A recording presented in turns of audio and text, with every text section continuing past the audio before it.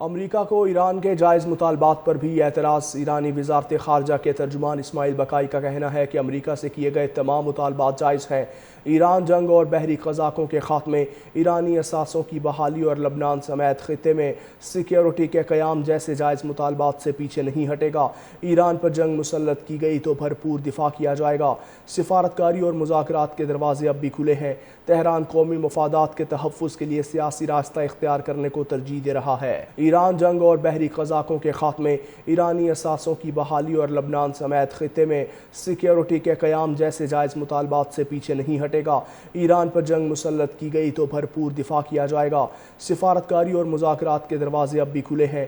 Tehran قومی مفادات کے تحفظ کے لیے سیاسی راستہ اختیار کرنے کو ترجیح دے رہا ہے۔ ایران جنگ اور بحری قزاقوں کے خاتمے، ایرانی اثاثوں کی بحالی اور لبنان سمیت خطے میں سیکیورٹی کے قیام جیسے جائز مطالبات سے پیچھے نہیں ہٹے گا۔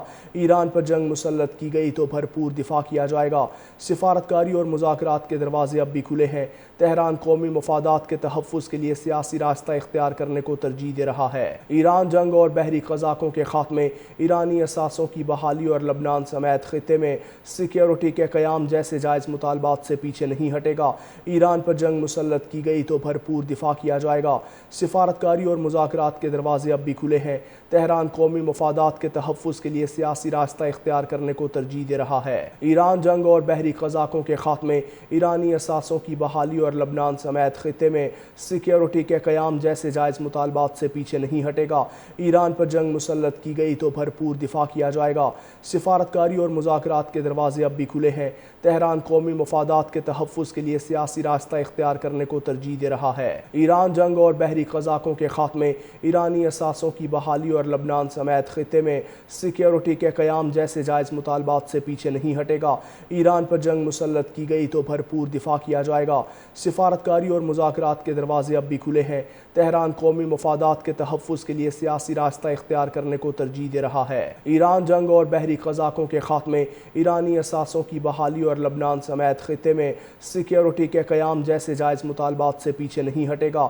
ایران پر جنگ مسلط کی گئی تو بھرپور دفاع کیا جائے گا۔ سفارتکاری اور مذاکرات کے دروازے اب بھی کھلے ہیں۔ تہران قومی مفادات کے تحفظ کے لیے سیاسی راستہ اختیار کرنے کو ترجیح دے رہا ہے۔ ایران جنگ اور بحری قزاقوں کے خاتمے، ایرانی اثاثوں کی بحالی اور لبنان سمیت خطے میں سیکیورٹی کے قیام جیسے جائز مطالبات سے پیچھے نہیں ہٹے گا۔